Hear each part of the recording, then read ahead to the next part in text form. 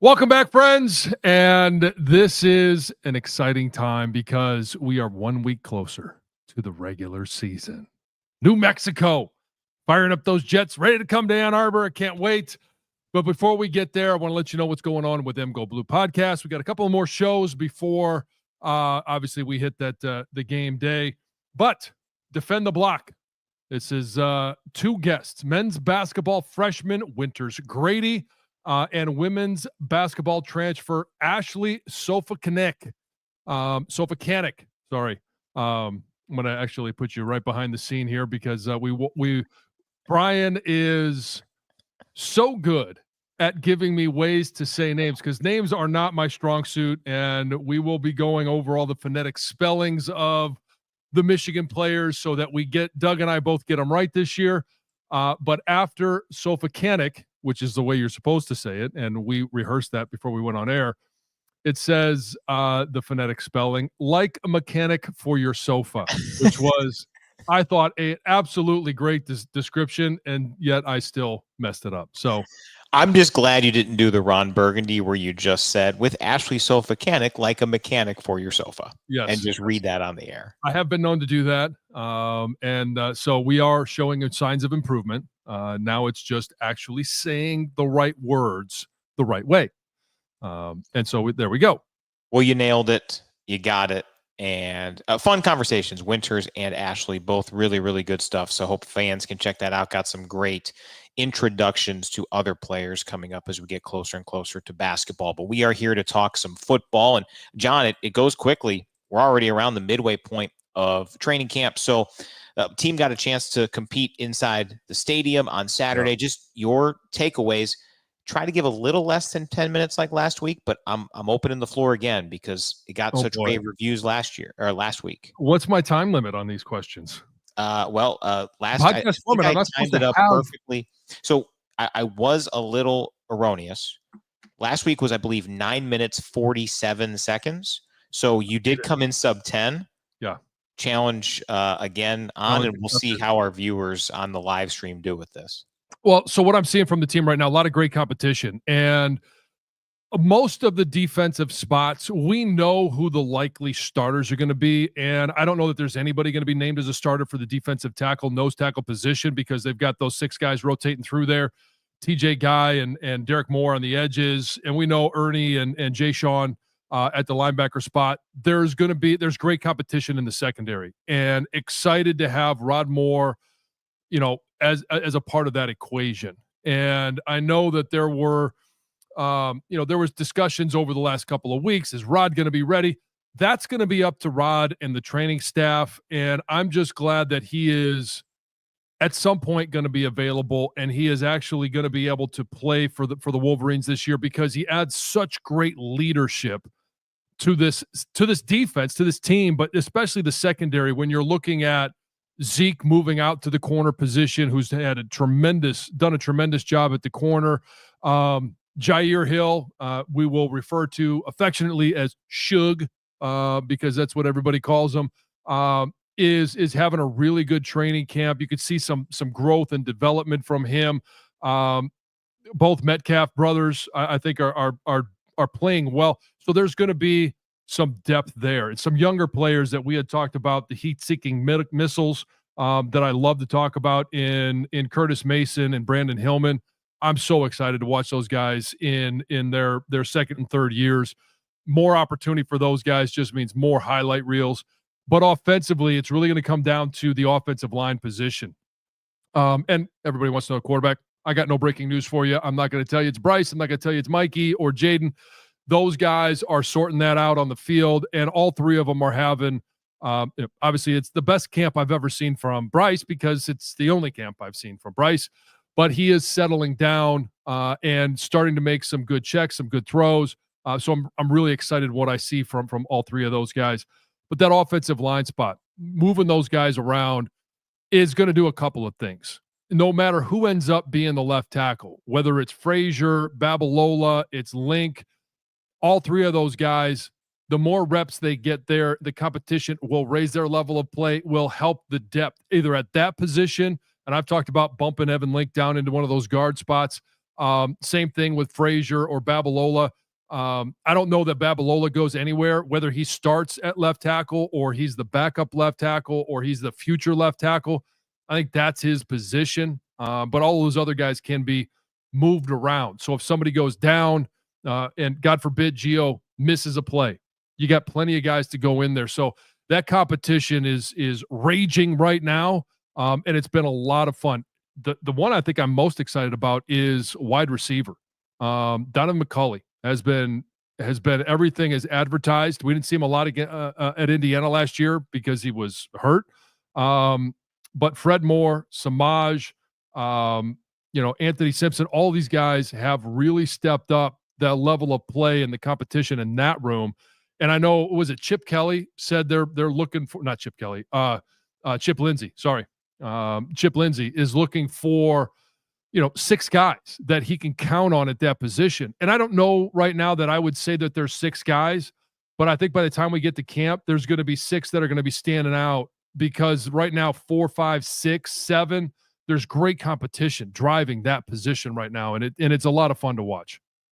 So we'll delve a little bit deeper into a few of those topics. One interesting thing you said about, hey, you don't want Gio or anybody else on that offensive line to go down. From that conversation you had with Giovanni El Hadi last week, he mentioned his approach when he was not the starter of not wanting any of his brothers to get hurt, but being ready in case they did. And we encourage you to go back and listen to that interview. It's outstanding. On the audio side this week, for Wednesday's episode, 2 great guests, Cam Brandt and Zeke Berry, 2 of many to speak to the media this week or in the last few days. And we heard from the 2 likely top options at running back, Justice Haynes, Jordan Marshall. They were asked to compare and contrast each other, didn't really get into it. So what say you? Compare and contrast Justice Haynes and Jordan Marshall. So there's way more similarities than there are differences. And I think that honestly, the differences might just be a year more of experience for Justice Haynes. Justice seems to me to be more of a guy that is a 6 or 7 hole runner, 8 or 9 hole runner, an edge type of guy. Not that he can't go in between the tackles and not that he can't be elusive in there, but Jordan Marshall is same thing. I'm not saying he can't go outside. They're going to use both of them in the same manner, but he seems to be a little bit more of a, I'm going to fall forward, downhill type of runner in between the tackles. So I don't know if that's how it plays itself out because, again, both guys have both in their repertoire, but if that's the one difference that I'm looking at, it's a small difference. It's probably what I would say separates them right now in regards to how I would see them used ideally. Number 3 on our 7 from 77, staying on the offensive side of things. Marlon Klein at tight end said he wasn't trying to fill Colston Loveland's shoes. He did speak confidently that his freak tendencies, we talked about him for a second straight year being on Bruce Feldman's list over at The Athletic. He does think that will translate on the field this year. It's a talented room. So how do you expect to see that show on the field for Klein? Because the physicality, the athleticism is there. And are you most confident? Are you expecting the most from Marlon in that tight end room, or is somebody else maybe catching your eye a bit more? Well, I mean, Hogan Hanson's going to always catch your eye with what he was able to do on the field last year. Marlon Klein, this is it's his position to do with what he wants, and he's going to have all the opportunity in the world. How those freak abilities present or should present themselves on the field. I talked about it a little bit last week. We've heard about the speed of Marlon Klein for a couple of years, and he's been on the freaks list for a couple of years. What we need to see, and the development of the wide receiver room will allow that to happen more. You saw last year with Colston Loveland, they were going to put their best defender and scheme their defense to try and stop Colston Loveland. If they do that to Marlon Klein, it's going to be tough to get him the ball. If you have a McCulley, a Moore, a Samaj Morgan, a Goodwin, whoever that presents themselves as a viable threat at the receiver position, now all of a sudden maybe you don't have your best defender and you can create a matchup. You put a linebacker on Marlon Klein and he's going to run right by him. Can't hang with him with that freakish speed and athletic ability. You put a smaller DB, you put a nickel or something on them, and now all of a sudden they're just completely outsized. They may be able to keep up with them with speed, but he can go up and get balls that those smaller guys can't. So it's really going to be Marlon Klein. Yes, we've got to see that speed. You got to be able to catch the ball, catch radius. He's got a big wingspan, but you also have to pair that with other threats. And now you throw Hogan Hansen on the field at the same time. You make him a viable weapon. Now, yeah, we'll see more out of Marlon Klein than we have previously. And no one's going to try and fill Will Johnson's shoes when he was healthy. No one's going to try and fill Colston or Mason or Kenneth's shoes. There are a lot of guys that are more than capable of playing at an extremely high level. This is just going to be an offense where you're going to need it to be a true team aspect. You don't just have that one weapon, and you've got to be able to spread the ball around to create opportunities for everyone, and then the stars will start to shine. Do you know Kenneth Grant's shoe size? Extremely large. Yeah, I'm trying to find it. Yeah, that was more of a figure of speech. I'm aware. I didn't expect you. I'd be really impressed if you just said, "Oh yeah, of course, it's 16 and a half, Brian." You didn't know that? Yeah. Come on, man. According to a quick Google search, a feature in the Chicago Tribune says that he, as a freshman, wore size 15. Okay. All right. So we can share shoes.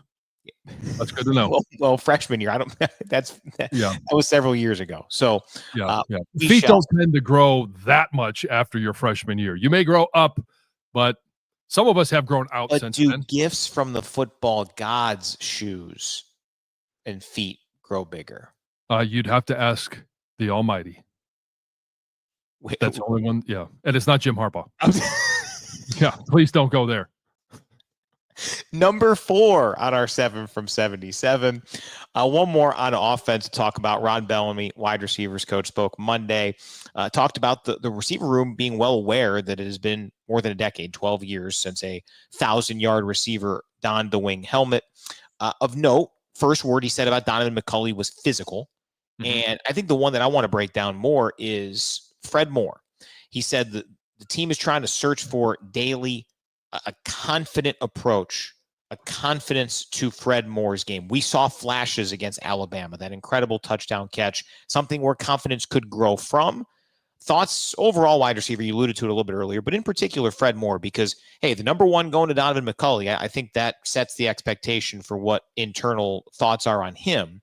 But if you're trying to build out a wide receiver group, 6 guys that Chip Lindsey, Ron Bellamy, and company can trust, it feels like Fred Moore is very much in that second tier of guys who have to take that next step. Oh, he definitely has to take that next step. And what I see from him, just taking confidence, taking all of that stuff out of it, is much more precision routes.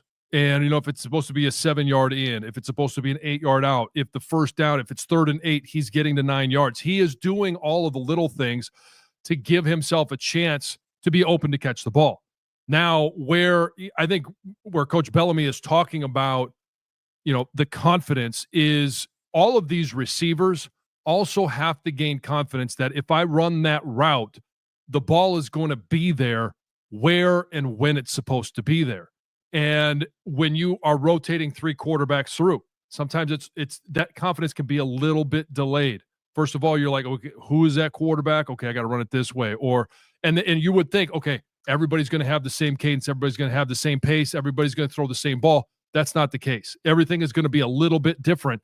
And as the quarterbacks are gaining confidence with the receivers, it's the same thing. Receivers got to gain that confidence. So when you're in a competitive environment, whether it's 7-on-7 or it's full team drills, hey, this route says I'm supposed to do this. And it's exactly what you're doing. I'm going to hit 3 yards. I'm going to put my foot in the ground and I'm going to go vertical, or I'm going to, whatever that is, you've got to trust that you and the quarterback are on the same page, that you're reading the same defense. And as the team continues to develop, they get more reps, that confidence is building. It's way better now, even if they're rotating 3 quarterbacks through, than it was on the first day that they took the field. There's no question. It's way better. And the not just coordinators, but the quarterbacks are much more confident in certain routes, what works for them, what they've seen work, what they've felt work.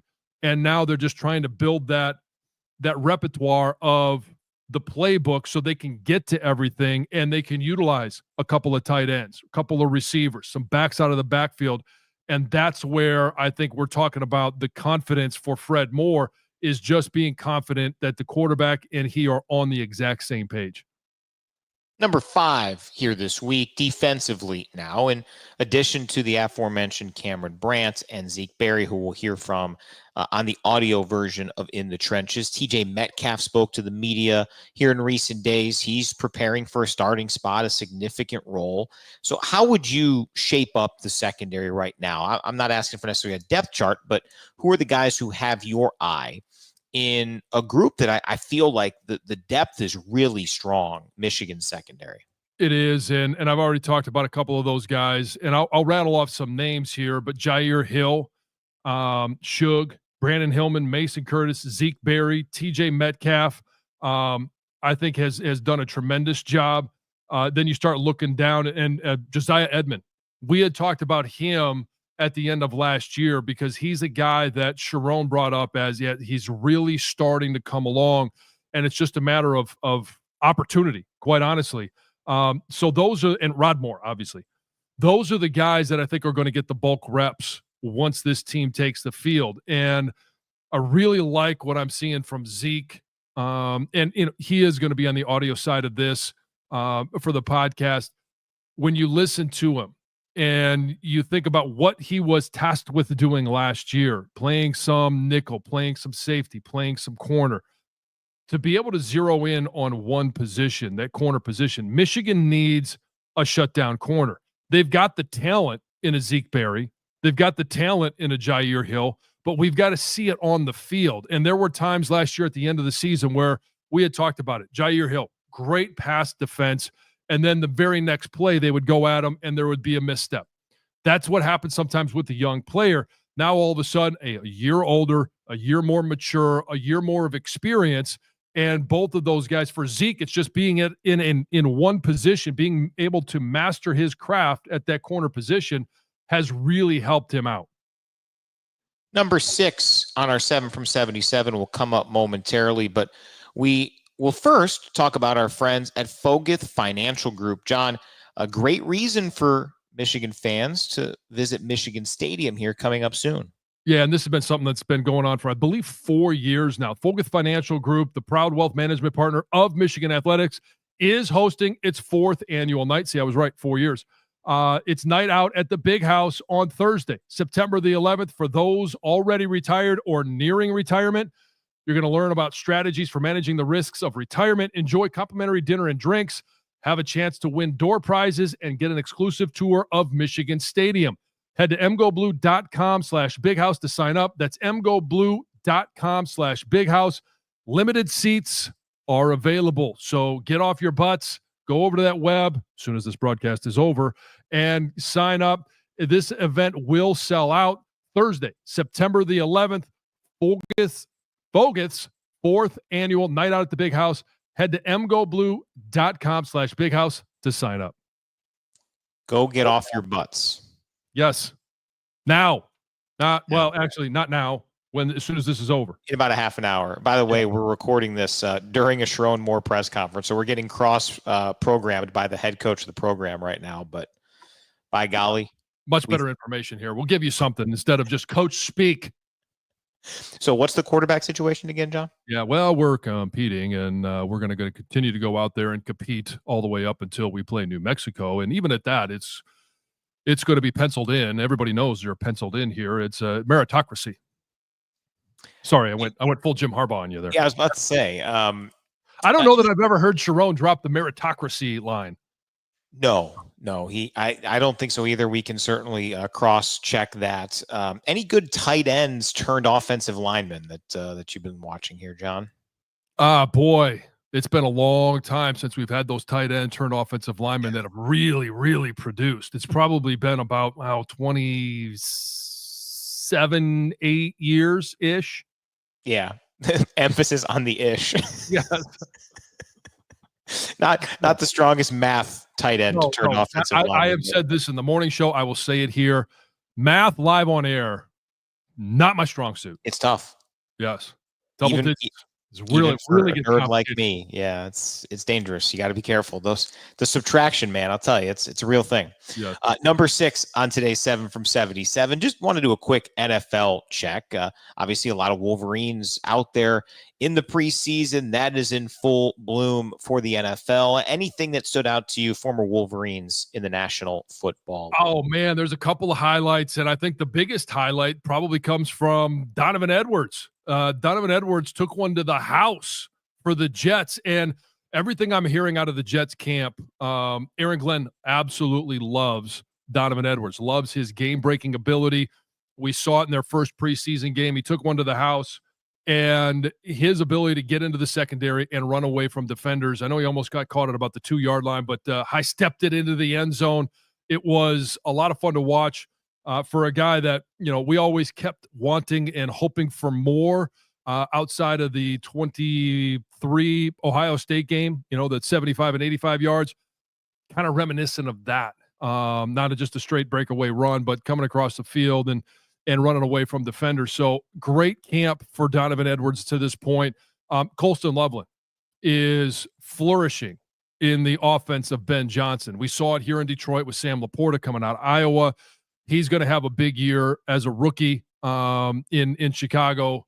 And so, a lot of great things coming from some of these guys we're not seeing a lot of the top end picks because they're not, playing a lot in these preseason games. Will Johnson, I already mentioned him. He's having a healthy training camp, and he is going head to head with top receivers and receivers that he may or may not have seen in Columbus, dominated him at that time, is doing it again. And he's having a great camp. Excited about what he's going to do this season when Arizona gets rocking and rolling. And the other one, I did do a little bit more of a deep dive into some of the few plays that we saw from Mason Graham. Stud, absolute stud. And taking on double teams, shedding double teams. Everybody was worried, well, is he in shape? Is he too light now? He is doing everything for the Browns that he did here in Ann Arbor. There was a highlight reel that I saw of him taking on a double team. I believe they were playing Miami this past week, which I didn't see much of Kenneth Grant, but took on a double team, shed it, made a play at the line of scrimmage. That's exactly what you want from a defensive tackle. Now, his next step, where I want to see him continue to improve, and he knows it, and they're going to be telling him in Cleveland, is the pass rush off the snap. It's probably going to be the most difficult thing most defensive linemen, even edge guys, have to learn, is how to put together pass rushes against NFL offensive linemen. But he is having a tremendous camp. Browns played Carolina. The Bears played the Dolphins. So there was the great picture of Colston and KG, which was really cool as well. In terms of Donovan, I do think that for undrafted free agents, the expanded practice squad has done wonders to keep you around, keep you in the mix, even if you don't make that initial 53. And from all accounts, it looks like Aaron Glenn in New York wants several running backs who can carry the football, who can be a part of an RBBC, running back by committee.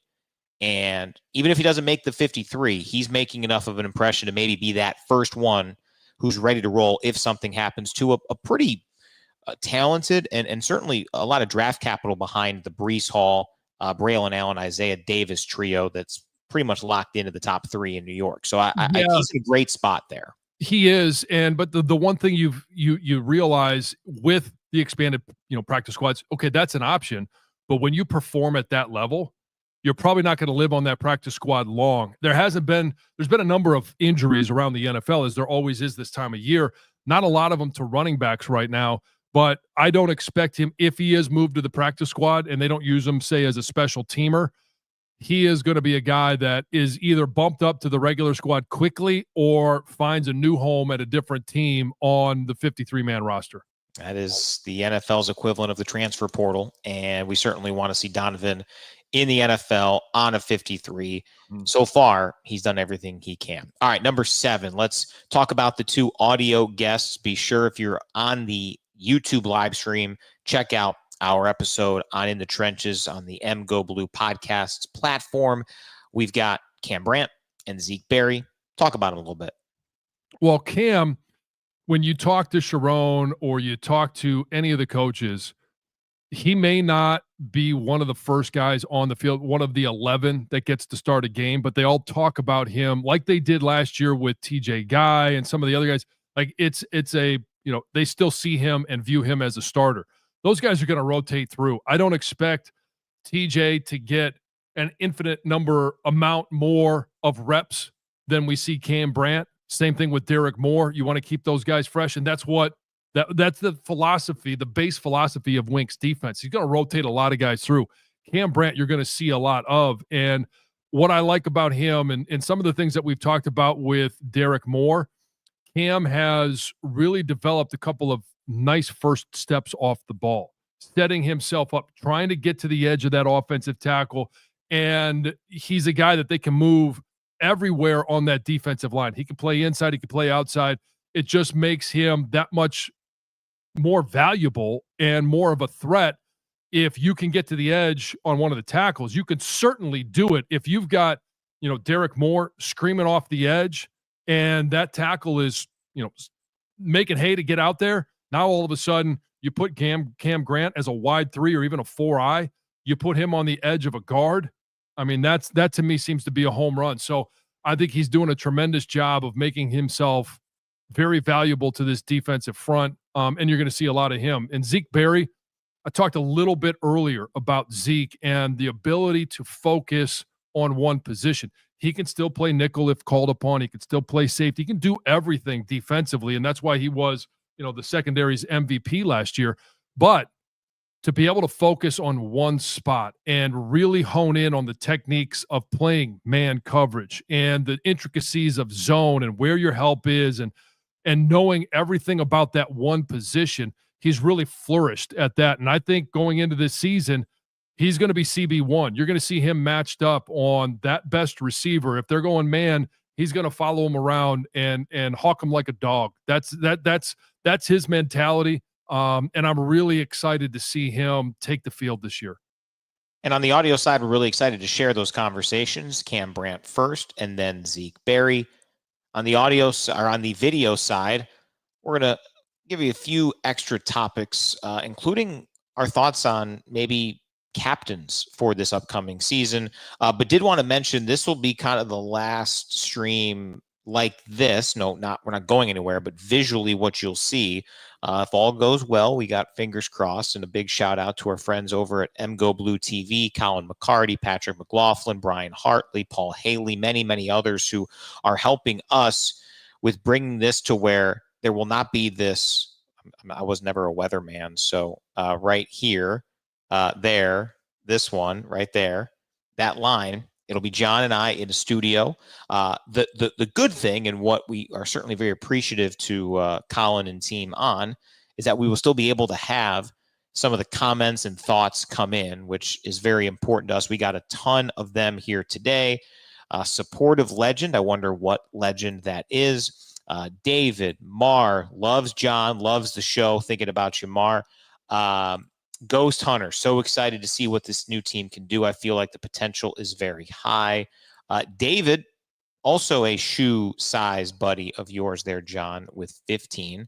There you go. 13s when he was 13, so not a ton of growth to your scientific mention earlier. Well, but my shoe size always matched my age until I hit 15. It was 11 when I was 11, 12 when I was 12, 13, 14, all the way up to 15, and then Really glad that trend stopped for you. Yeah, me too. It was hard enough to find 15s 30 years ago. A little easier now, but yeah, 16s not. And if you go half sizes at that time, good luck. 100%. But Jeff, Michael, others, we wish you. We are thankful for you being here, and how these are normally structured. We obviously do the 7 from 77 to start, and then we kind of backtrack, do some comments. We'll have some special guests. I already got the first couple lined up, locked and loaded. No guest for the bonus portion this second half of the stream next week, but kickoff week, Mr. Flagman himself, Jason Avant, confirmed for that Tuesday stream on the, what would it be, the 26th of August? How much of a raise did that man ask for? Because he put himself in physical harm. he was willing to lay his body on the line for the team, the broadcast. I gotta believe it was. I mean, are there extra commas, any other zeros other than on the right side of the decimal point? No, and hopefully he doesn't see this because we need to kind of keep that. What I did, the counterpoint from Big Learfield was, you know, everybody thought you were just a team manager. So just saying. Right. I'd like to say I was the first to put it out there that it was indeed Jason. Mainly because I saw those comments of back.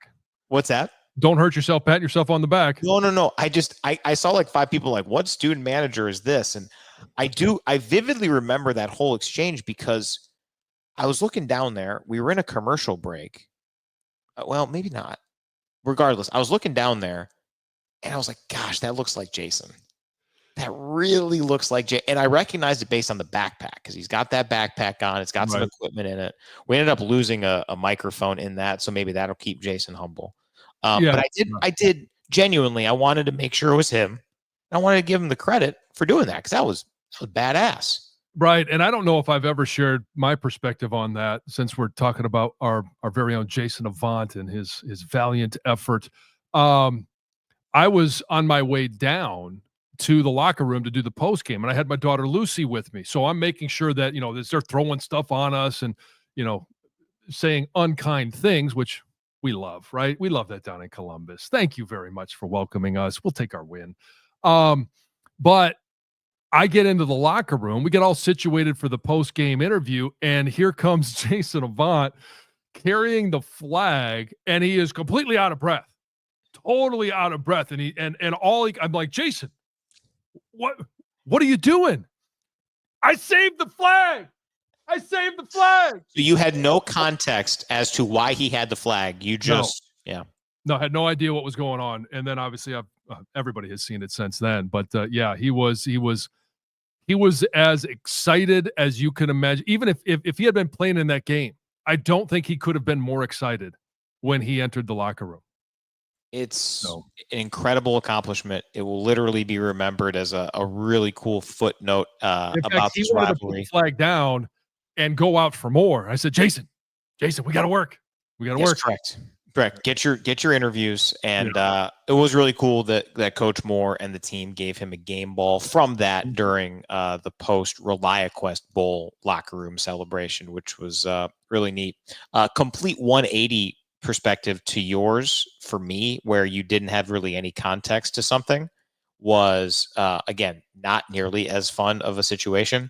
The Wisconsin situation for basketball a few years back, the post-game altercation. We are now currently situated courtside, but thank you, John. Just in case anybody forgot the visual. Yes. The if we were doing this live and that line was no longer there, since we're stuck in a box, I may actually have to reenact it with Brian and just give him one of those. Well, thank goodness we're bringing this up today. But now when we go to Wisconsin, we're courtside. But back then we were it was the furthest away you could be. You're up in like the old hockey booth at the Kohl Center. Wisconsin's hockey program plays there. So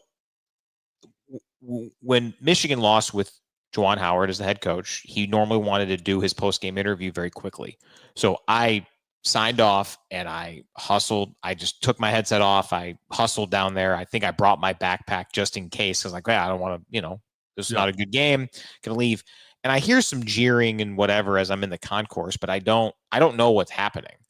And then I'm literally the first person in the locker room. And I'm like, that doesn't seem right.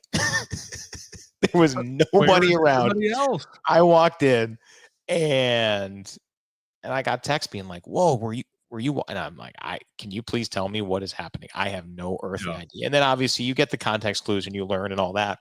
But I would have loved to have seen my facial expression when I got into that locker room and there was literally nobody there. I thought I missed the flight already. They just hopped right on. Yeah, it's like the nightmare where you wake up and you're like, wait a second, I'm late for the game. I'm in the wrong spot. I'm doing the wrong thing. This is where I'm supposed to be. And then you ask the question, right? It was so bizarre. I wish we had the video of you seeing Jason for the first time and just be like, I got the flag. Oh man. Yes. Yeah. Dropping it and going out for more. No. Oh gosh. All right. We'll take some questions from those watching. Do you still think Michigan only has 4 goals? Beat Michigan State, beat Ohio State, I'm sure is what that meant. Win the Big Ten, win the national championship. Do you, in what you've heard, is that pretty standard still here in 25? Yeah. And I'd ask the question, like, what would the other goal be if that's not it? It's still beat your in-state rival, beat the biggest rival, win the Big Ten, and win the national championship. To do the final 2, you're probably going to have to do the first 2, and you're going to have to beat everyone else along the way. You don't have to be perfect anymore, but if you're going to make it to the college football playoffs and have a shot at the national title, I don't know what the number is going to be this year, but comfortably, you can only have a maximum of 2 losses, and they can't be against your biggest opponents. Like for this year, if you've got just 2 losses and they happen to be Oklahoma and Ohio State, the resume is not great if there's a lot of other 2-loss teams. So I guess I would throw it back at them and say, what would be the other goal that you would put in there? Undefeated? Sure. That goes along with winning a national title. Sure. And so DeMarcus brings up make the playoffs, but I do think if you win the Big Ten, that's all encompassing, right? If you win the Big Ten, you're in the playoff. So if your goal is to win the national championship, the only way to do that is to make the playoffs. Sure. I do think there is a difference between the internal team goals and then maybe what might be considered a successful season or an unsuccessful season by a fan base. And I think that's probably year to year. And it's more perception than it is. Of course, we all want Michigan to win, to hit those 4 goals every single year. Yeah. But there might be a roster that has the expectations externally for 2023 Michigan football were different than the 2024 season because of all that Michigan had lost. Now, I still think until you take out the rival games, it was probably a disappointing season until Michigan closed strongly with those rivalry wins. But I do think there's a difference in some years. 2023 with that roster, and 2022 to be fair, with those rosters, all those goals match the expectations of, I think, a lot of fans.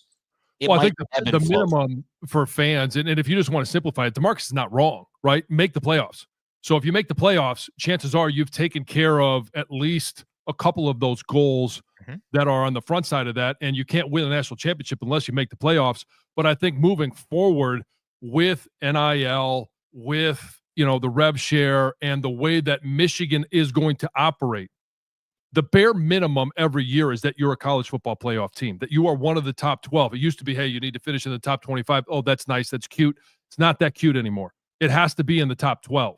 And that's where the minimum standard for Michigan this year, next year, moving forward. Now, I'll give them a mulligan last year because of, they weren't able to hit the portal. It was Coach Moore's first year. Moving forward, the minimum is making the playoffs. Yep. Totally agree. That is the checkpoint for fan expectations. Players can and should expect and strive for more. Yeah. But with 12 teams that make the playoff, with how this is lined up, I think that's absolutely fair and the right judgment for, sometimes, listen, in a playoff game, in a quarter, a semi, you might get beat by another good team. Don't want it, but part of it. For this, make the 12-team playoff consistently, year in, year out. All right, let's talk a little bit about Michigan captains. That will be unveiled here, less than 2 weeks, maybe a little bit more than a week at this stage. It's crazy how quickly this is going. So Jon, as a 2-time captain, there are 2 guys who are eligible for being a captain again in Max Bredesen and Rod Moore. Where does your mind kind of take you for those 2 and others? Let's assume here somewhere in the 5 to 6 range, because I think there's more guys that we could really talk about. But on average here in the, we'll call it post-COVID era, Michigan's averaged about 5 captains a year. So give me 5 or 6 that you're kind of lining up right now. So just for the premise of, I think Max and Rod will be 2-time captains. Yep. And I also want to go with the premise that I am unqualified extremely unqualified to say who should be captains of this team, because I haven't been at every workout. I did not work out with these guys. I haven't been in the locker room. There's a lot that goes on in the meeting rooms, in the weight room, that no one gets the chance to see. The guys that I feel like, from what I've seen at practice, that have really stepped up and not just been vocal leaders, but have shown that they're going to lead. I'll start on the offense. And one of the guys that I think is underrated in his leadership, because he doesn't speak very much. When he does, people will listen. And he's not going to be a superstar on this team, but you're not necessarily looking for the superstar, is Greg Crippen. He's a guy that has put in so much work over the last couple of years. And when I say that, it doesn't mean he didn't put in work before that. But when you see the writing on the wall, this is why it will always be 4th and 5th year guys. It should never be somebody who's only been here a year, 2 years, 3 years. It needs to be a 4th or a 5th year guy, or, since we are in college football in modern era, could be a 6th, 7th year guy. But it needs to be somebody that's been around the program, that has been around college football, that has been in and out of winning seasons that disappointed, moments that excelled, moments that disappointed. And I think Greg Crippen is one of those guys offensively that absolutely fits that bill. And so when you look, and I'm sure everybody will say, well, why isn't Bryce, if he's going to be a starting quarterback, why isn't he a captain? Well, because he just doesn't have that experience. Well, that's not how it works. He's not eligible. Right. And so I know that there have been different times where people have said, well, if your quarterback's not a captain, then, what type of leadership? He's not even eligible. And I would be shocked if Mikey Keene wins the job that he would be elected as a captain, because he's only been here and he was unable to perform in spring ball. So I think you're looking at a guy like a Greg Crippen, Giovanni El-Hadi as top candidates for being offensive captains, along with Max Bredesen. Defensively, your list is going to be a lot longer. And there are so many guys that could step in along with Rod. And I'll look at it and say, Zeke Berry and redshirt junior. So yeah, he's eligible. He could be a 4-year guy. He's a guy that has put in so much work to be able to do what he did last year, take on the challenges, has taken on, position changes. And I think he'd be a key guy that I would look for. TJ Guy, I really like and appreciate the work and the demeanor that TJ Guy has had in speaking it with him in different times and running into him outside of Schembechler Hall. The way his approach has been to this year, knowing that the time is running out, he has 100% put everything that he has into this team, developing himself, developing this defensive front. Rayshawn Benny, I think, is another guy who went through a terrible injury, had to miss the national championship game against Washington last year, performed much better at the end of the year because he was still recovering from that injury, has had an entire offseason to be with the team. And the other guy is actually a transfer, but he's been here now a 3rd year, and that's Ernie Hausman.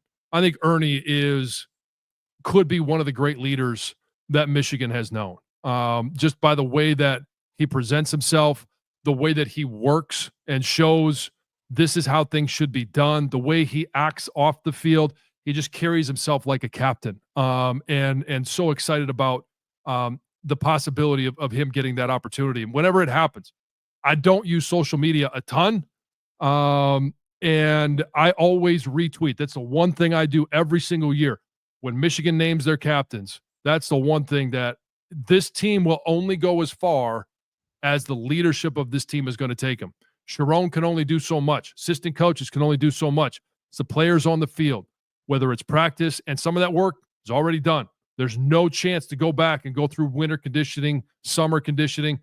All that work is in the books, and the leadership of this team will determine what they do in Norman, what they do at USC, Nebraska, Michigan State, Ohio State, and if all the chips fall right, Big Ten championship game in the playoffs.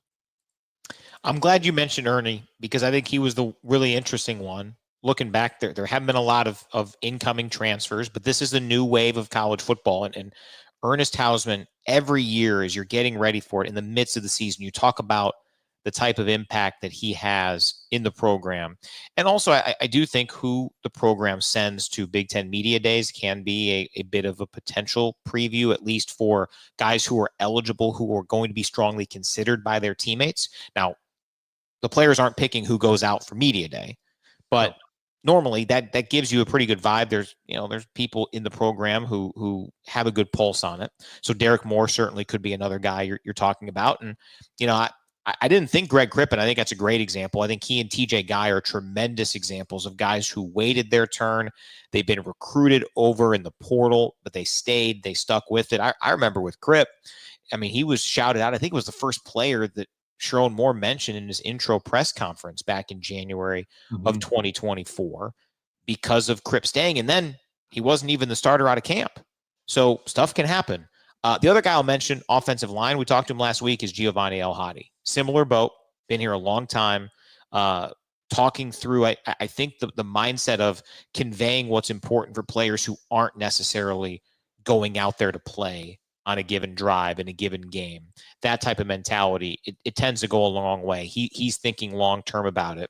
Again, we are not qualified. I appreciate the disclaimer you put at the top of it, but there are a ton of guys led by likely Max and Rod, who have the ability to lead the way that this team needs.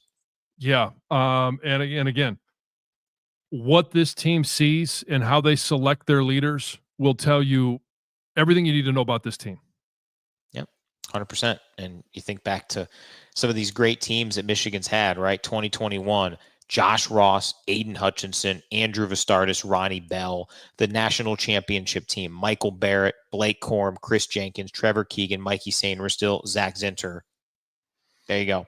Yeah, and you look at Michigan's best seasons historically, and they've all had really good leaders. And it's not just, and I was talking to the team the other night, and I did point out, not individuals, but the guys that are sitting in the front rows, the 4th and 5th and 6th year guys.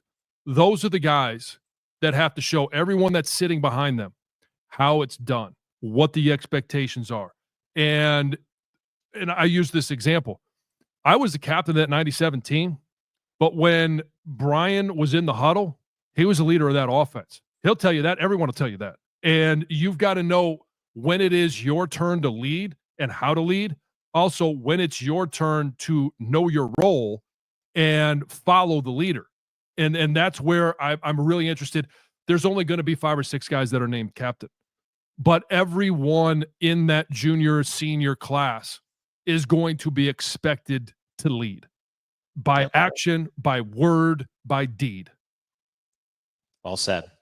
I thought this was an interesting topic to talk about as now the AP poll is out, joining the coaches poll. We have a good framework for at least where the pollsters have, and it's still the committee this year, at least for another year, with the 12-team playoff returning in 2025. But last season, 4 teams that started the preseason unranked in the AP poll reached the college football playoff, and it's about a 50-50 split of those who were ranked preseason and then who were or were not ranked at the end of the year in the AP poll. So I feel like 4 is probably high. I would be surprised if, again this year, there were 4 preseason unranked teams to make the playoff in 2025. Do you agree? And who would be maybe a team or two that you would pinpoint as a possibility to make it who is unranked? I'd ask that you take out the group of 5 teams, because unless it's Boise State, I think every other group of 5 team would qualify for this. Yeah, unless you do have a real strong feeling on a non-Boise State team that's going to make it to the playoff. No, JMU got some votes, but they're not going to be the team. UNLV got some votes, but they're not going to be one of the teams. So it's interesting because just outside of the top 25 in the coaches poll was Oklahoma. In the AP is Oklahoma. I think Oklahoma is sneaky. And as we get closer to that game in Norman, I can't wait. I think this is going to be a great matchup. We all know what's at stake for Brent Venables, for that defense. He's now calling the defense, what it means for him and his career at at Oklahoma.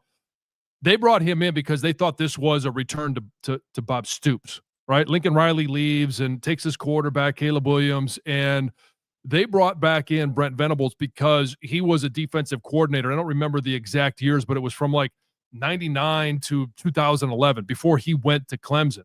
He was originally co-defensive coordinator, then he was defensive coordinator, then he goes to Clemson as a DC, wins a couple of national titles. They thought bringing him back was a return to the Stoops era. And he knows the pressure. So he's gone out, and they brought in a transfer running back from Cal. They brought in a receiver from Arkansas Pine Bluff. They brought in a quarterback from Washington State along with his offensive coordinator. So he already knows the terminology. He's already familiar with the play calls, coordinator familiar with the quarterback. I think they're a team that could really do some damage this year. And they've got the schedule, if they are able to perform at a high level, that will put them in the college football playoffs.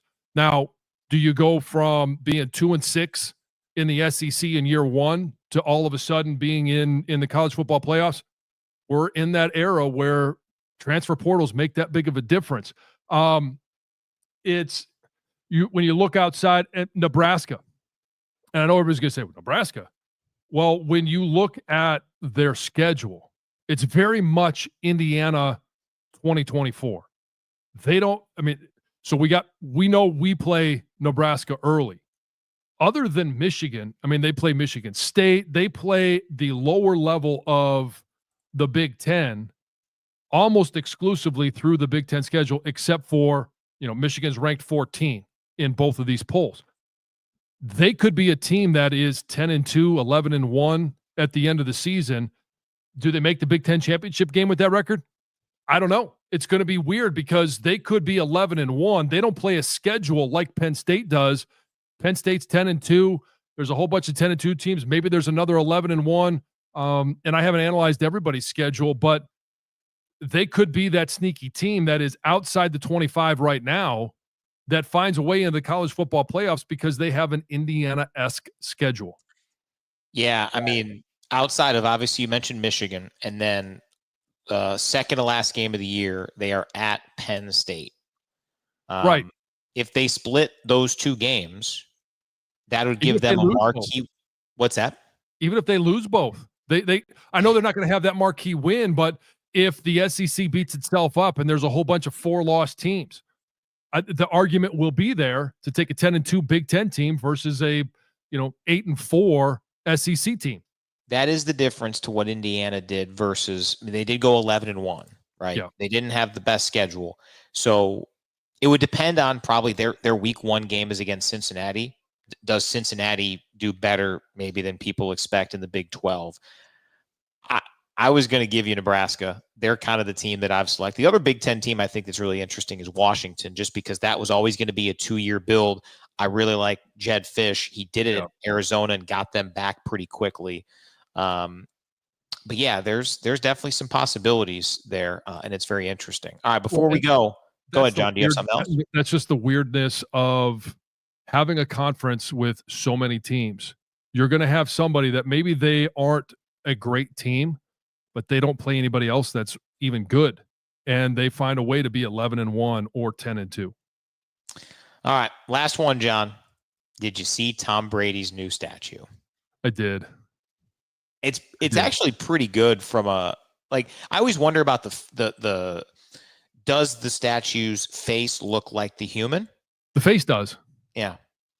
Did you hear his Jets quote? I did. Yes. Do you have it there? Do you want to quote it? I can pull it up real quick. I want your thoughts, and I'll say it here. I want to make sure I don't misquote your former teammate. Yeah, no. As you look it up, I'll just talk a little bit about it. Yes, from the neck up, I thought that looks like Tom, because we've seen so many of them unveiled in the last, 18 months, 2 years, where you're like, wow, that doesn't look like that athlete at all. And I don't know. I don't do it, so I have no idea how hard that is. With the technology now, I would think that you'd be able to do it pretty quickly or easily, but I thought his body was a little disproportionate to his head. His torso seemed like it was kind of wider than I remember Tom Brady being. And I know wasn't looking at his torso, but sure, you do you. Oh yeah, Chad. I mean, like the broadness of his shoulders. Like, come on, man. Not looking at his belly button. The quote from the ceremony, Tom Brady. In the end, this statue isn't just for Pats fans. It'll also give all the Jets fans something to throw their beers at as they leave the stadium every year, probably in the second quarter, maybe the third. I do love how all of this is under the reality that Tom Brady is also a minority owner of a team and the number one analyst on Fox. But also, I'm going to rip the Jets. It's great. It's fantastic. Yes. Yeah. And I love the battle that's going on in the comments right now. Yeah. Thank you so much for listening and adding to our numbers. I really appreciate that. We do get a lot of, south of the border that are viewing, and I appreciate everyone for being interested in Michigan football. I don't think there's a lot of Michigan fans that are returning the gesture of, because we don't really care what they're talking about down south. And so, Sharia, I really appreciate you listening. And in all of this, I want to shout out Robert for the kind words here. We do appreciate it. We will be continuing these episodes every week leading into and through this season. We mentioned the unique change to this, that we will be in person starting next week in some studios. So we'll have some fun. It'll allow us to do some different things. And also, yes, I will be. Yes, I will. I will have to dig out helmets and certainly have a work lawyer on speed dial just in case anything does happen. Yes, well, we won't have to wear these headsets anymore, so you could actually wear a helmet. Maybe we both wear helmets, and we'll just see where it goes. I wouldn't like my chances. Well, and a lot of comments of 13-10 at the very end. Yeah. So we'll just leave it at that, John. 13-10. Tomorrow is the 13th of August, and that means we're getting really, really close to the start of the season. And hey, that just means that the game is on the horizon. One day closer. Yep. Here we go. Go Blue. Go Blue, indeed. Thanks to all those for watching. John, I will see you along with everybody else next week here on our Tuesday live stream.